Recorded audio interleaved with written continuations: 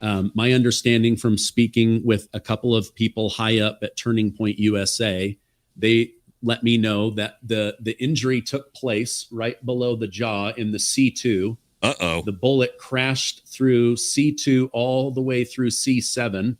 And then they found the bullet lodged in that meaty area around T1, the thoracic first vertebrae. Y así es, chavitos, brothers y brothercitas. Pues como ven que sale un experto, brothers, en balística y en varias cosas, ahorita lo van a ver, que dice que los resultados de la autopsia de Charlie Kirk no concuerdan con la versión del FBI.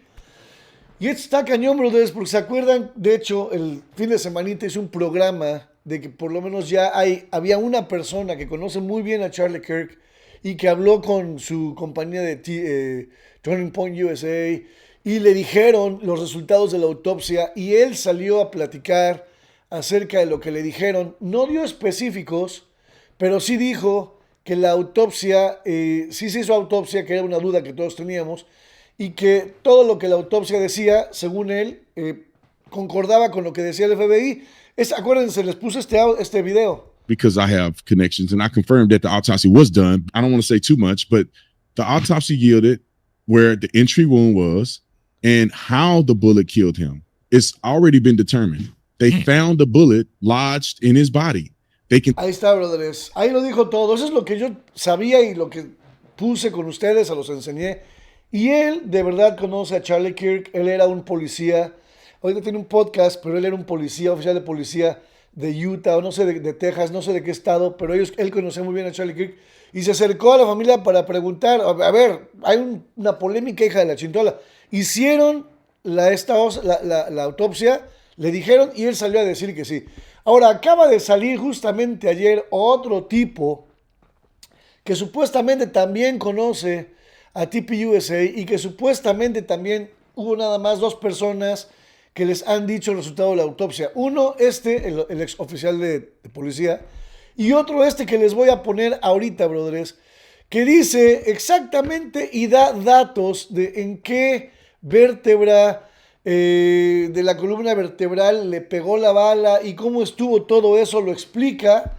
Pero cuando lo explica, sale un experto que era un soldado de las Fuerzas Especiales de Estados Unidos, que se la sabe de todas en cuestión de balas y todo eso, trayectorias y todo eso, y dice que lo que dice este segundo, ya con datos específicos de vértebras y todo, no tiene sentido para nada, brothers. Vamos a ver, esto está cañón. Que les voy a poner es el tipo que según que también sabe de la autopsia y lo que dice acerca de esto. Chequen. My understanding from speaking with a couple of people high up at Turning Point USA, they let me know that the injury took place right below the jaw in the C2. The bullet crashed through C2 all the way through C7. And then they found the bullet lodged in that meaty area around T1, the thoracic first vertebrae. Ahí está, brothers. Esa es la primera, que entró por la C2. Ahorita vamos a ver un esquema con una anatomía de los huesos humanos para que vean de qué les hablo. Pero entró al C2, se fue al C7 y se fue hasta abajo al T1. Fue lo que dijo. Bueno, vamos a ver la anatomía y vamos a ver cómo explica este experto de las Fuerzas Especiales Americanas, brothers. Y dice que no tiene sentido. Chequen esto. All right, guys. So basically a middle school math problem. This isn't that hard to figure out. We know that, according to the medical examiner report, this 30-06 round came in, hit him in the C2, traveled down. All right, you guys are going to notice some huge problems with this right away, but let's go ahead and, just look at this objectively. Y sí, brothers, miren, aquí están las vértebras. Lo voy a, con mi cursor aquí, la flechita. C1, C2. Supuestamente aquí le pegó la bala a Charlie Kirk. Vamos a ver la explicación que este güey da. We got our protractor out. Let's put that right here on the C2. Okay. We do know, again, from where Tyler Robinson was shooting, it was a 9-degree slope with a 9-degree offset, essentially meaning almost directly on at a 9-degree slope, which we can travel out from our protractor from the C2 here at 9 degrees. Perfect. All right, as we pull the protractor off, what's the first huge glaring issue you guys are going to see here? Oh, Well, if Charlie Kirk was sitting level, sort of parallel to the ground with his jaw, which he was, let me show you that real quick. All right, so we can see Charlie Kirk is not got his head all the way back like this. He's sitting pretty much flat, looking at the crowd, sort of jaw parallel to the ground as he gets hit. Boom, hit. So you can see that, right? It's actually a little bit of a tilt down even, okay? So let's look at this anatomically. All right, this is essentially exactly how Charlie Kirk is sitting. And they want to tell you the medical examiner report confirms he was first hit in the C2 vertebrae right below the base of the skull. Biggest problem I see with that from the angle Tyler Robinson shoots him from is that would have hit him in the teeth or even above the teeth. Y sí es cierto, porque el tiro venía, como dice él, con 9 grados de altura, con la distancia que tenía supuestamente Taylor Robinson. Si le dispara, tal y como dice, si tenía que darle en la vértebra C2 o C2, le hubiera dado en los dientes. Eso no pasó. There is no possible way that this round came from a 9-degree angle and a 9-degree slope and hit the C2 while not blowing through Charlie Kirk's face. It's not a thing. We also can see the C2 is not where that gunshot wound is. I can show you that right here. Sí, porque el disparo fue en el cuello, no fue o sea, fue en el cuello y por abajo, o sea. You can see here, yeah, he's got some tilt back now after he's been hit, but that round, sorry for my beard, that round is 2-3 inches below his chin. Okay, this round is not all the way up, just underneath the base of the jaw. It's pretty far down. I would say that's closer to the C4 or the C5 to where that round, to me, looks like he got hit. So big problems right away with this medical examiner report, but let's keep looking at this. All right, so we know this is not possible. Okay, this definitely didn't happen. But if we look at the actual sort of injury to Kirk, looks like he's shot closer to about right here. Okay, on that. O sea, le está diciendo, vamos a imaginar que sí, el disparo fue a la altura de donde está el punto rojo que está dibujando. Ahí fue exactamente por donde entró la bala. Pues es lo que se vio en el video. Left side of the neck.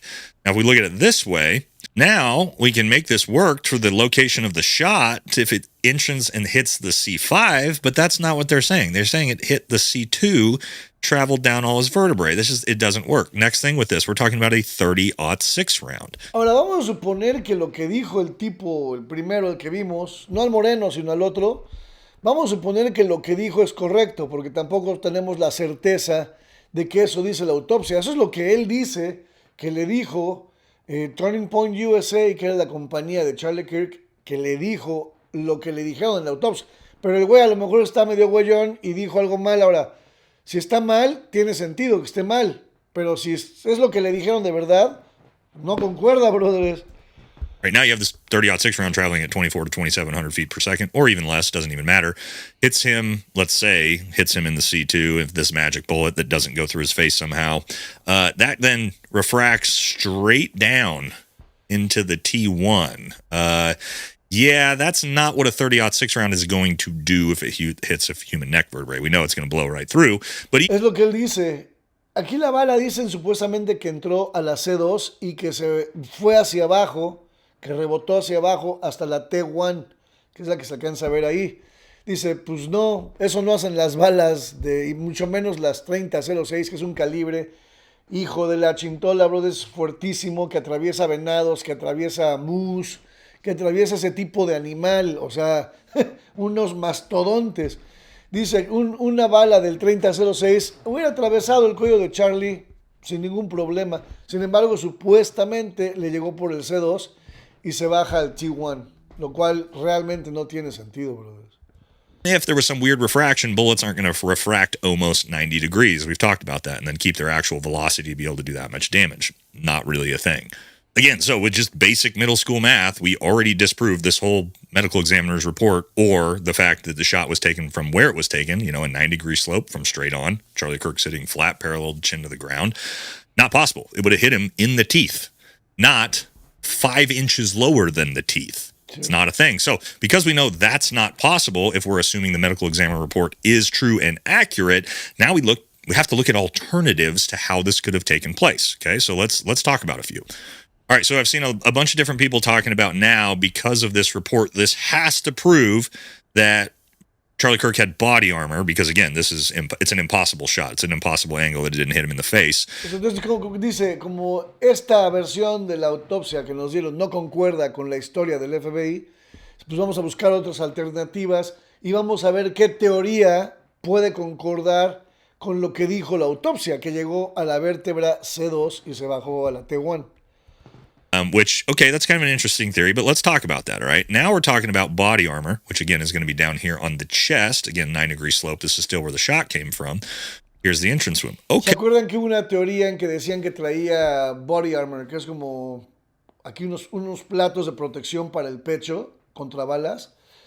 Pero la verdad no traía eso porque se le veía acá el pecho a Charlie Kirk, se le veía a través de la camiseta, se le veía. Entonces, si tuviera esas cosas como platos, pues no se le hubiera visto, se hubiera visto cuadrado. Y no traía para nada, en mi opinión, un body armor, como dice él. O sea, esta teoría tampoco va a ser posible, pero vamos a escuchar. The possibility that the bullet refracted off his body armor. First, let's also make sure that we acknowledge it's been disproven he had body armor on. And not only that, TPUSA has publicly stated he had no body armor on. So if you're going to operate under the assumption he has body armor on, you are calling TPUSA nefarious liars. I'm not prepared to do that because why would they purposefully lie about him having body armor on? That seems bizarre to me. But hypothetically, TPUSA is lying about this and he had body armor on. Let's look at it. Now, we're still talking about a 30-06 round, okay? A 30-06 round that supposedly comes down, hits him in the body armor, which, by the way, if he had body armor on so small that you couldn't see it through that tiny little shirt, it wouldn't be strong enough to stop a 30-06 round to begin with. But we're in hypothetics here. That then... okay, this almost makes me laugh doing this. That then refracts off the body armor, comes all the way up here at a 90-degree angle to hit this C2, and then re-refracts straight back down to the T1. Guys, bullets are not pinballs. They don't do this, okay? They refract and do weird things as they move through, but changing total direction in almost 180 degrees is not possible. Exactamente, dice, pues esta teoría es totalmente falsa porque pues las balas no son pelotas de ping pong, güey, o sea, no van así, no van así, no van así, o sea, se mueven más así, pero no así, güey. This is Newtonian physics says that's not a thing, okay? So, again, I mean, even Rob O'Neill talks about body armor here, and it's actually, what he talks about here is interesting because it actually is going to bring us into the next possibility. But that was not an entry wound that we saw. We saw an exit wound. So where'd that bullet come from? You don't bleed like, and I've shot guys closer than the camera was. And an entry wound doesn't look like that. An exit wound does. Why did his shirt move the way it did? When I've shot people, their shirts didn't move like that. And then the initial reaction was, well, he was obviously wearing body armor and it was deflection. One, no. He wasn't wearing body armor. And two, it doesn't deflect like that off of body armor. Why was his shirt moving from right to left? Why were people being interviewed saying, yeah, they came from my left to right, from his right to left, immediately shut down? Okay, so interesting. Yeah, the idea that we'll talk about rounds too, because people say, well, it depends on the round, the 30-06 round. The idea that body armor, that blasts off body armor, goes straight up, hits his neck, comes straight back down. It's not a thing. It's not physically possible, regardless of what anybody wants to tell you. Okay, based off of based off of the medical examiner report's injury, is it possible that a round refracts off body armor at an angle and comes up into his neck? Sure, but not at that extreme angle, and then definitely isn't reversing 180 degrees and keeping its velocity. It's just not how things work. But let's look at some things that make the medical examiner's supposed report work. Now, it also makes the narrative not work, but we're trying to figure this out, okay? So let's look at it. En pocas palabras, dice que está tratando de encontrar una teoría que haga que la autopsia funcione. Porque hasta ahorita la teoría del FBI, con los grados de declive con lo que le disparó y donde le pegó la bala, no concuerda con la autopsia, brothers. Again, we know he supposedly gets hit in the C2 first by the medical examiner's report. Well, let's look at that. We know where the actual wound is, which is here. Okay, well, we know it can't have come from that slope. Again, it goes straight through his teeth, not a thing, unless his head was like literally all the way back. So what would it take for this round to have hit him where it hit him as an entrance wound and hit him in the C2 first? We can find that out pretty easily. We can start at the C2. We can come down with our angle here, and we can see that it actually would take a 30 8-degree upward angle for this to have potentially hit him where it hit him, and then also hit the C2 first if he was shot from the front. Does that make a whole lot of sense? Well, maybe if the tunnel theory works. I don't know. That one seemed weird at the time. Ya se acuerdan que había una teoría, brothers, y de hecho estuvo muy raro eso porque estaba Charlie Kirk sentado y justamente dicen que había un disparo por abajo, que le salía por abajo de entre las piernas casi, o de por su mesa hacia arriba. ¡Fum! Y de hecho, cuando se lo llevaron y todo, al día siguiente de que lo habían desvivido, ese lugar donde estaba él tenía una como coladera cuadrada grande, que era por donde alguien podía haber estado escondido disparándole, abajo, ahí en el piso. Y ese lugar que era tierra y pasto, le pusieron, lo taparon con mosaico, con piso, brothers, con piedra, o sea, con actually cemento. Entonces dices, a ver, espérate, había una coladera grande ahí abierta donde un humano pudo haber cabido y le pudieron disparar de abajo. Y en cuanto pasa, al día siguiente ves trabajadores tapando eso con cemento. Dices, qué raro, güey. And then also, keep in mind, the round still has to travel then straight back down, which bullets don't do. They don't do this, okay, guys? You would expect a bullet to refract out this way, refract up this way. It's not going to reverse this massive direction back the other way, okay? So I'll make it very clear. If he was shot from the front, in the location he was shot, and it hit him in the C2 first, it had to have come from an upward angle. It could not have come from a 9-degree downward slope. It's not anatomically possible. But this makes other theories actually possible. Now, the really popular theory that Rob O'Neill just talked about, and Range Day Bros talked about, a lot of people have talked about, which I have not discounted at all, have talked about him being shot from up and behind him.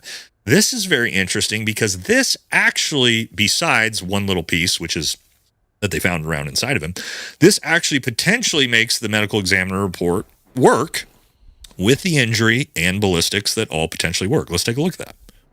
The C2 is going to be just behind the jaw there, as we've seen it, right? Now, if he gets shot from the back upper right, and again, Dice que la otra y la única casi teoría que concuerda con lo que dice la autopsia es que le hayan disparado por detrás porque va a entrar a la C2 y la bala se baja a la T1, pero dice que aún así, pero que es la que más concordaría. Know what that angle would be because this is all hypothetical, right? We don't know where that shooter was, but anywhere you would think around the way the buildings were, they're all about that height, anywhere from like a 10 to maybe 15-degree angle here.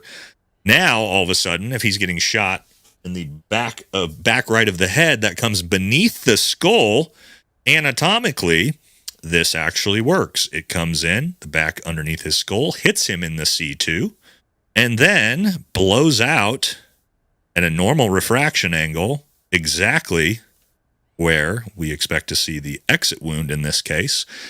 That actually works perfectly, ballistically, anatomically, to have created that initial impact into the C2. It probably blows down here through the C4, does some damage through C5, C6, through C7 through cavitation. The biggest issue here is this is an exit wound, which means there would be no bullet found inside Charlie's body. Exactamente. Dice, si esto fuera cierto, pues esto sería el hoyo que le hicieron, sería la salida de la bala, no la entrada. Y eso quiere decir que si salió, pues no se quedó en el cuerpo de Charlie. Entonces tampoco por ese lado queda. It goes against the medical examiner's report. All right, and then there's one final potential here, and that was actually brought forward by Peak Prosperity. This is a fantastic video if you haven't seen it either. And he actually had the theory that the shot came from technically the front, but from a much more drastic angle, almost like a 45-degree angle. So we can look at that here too.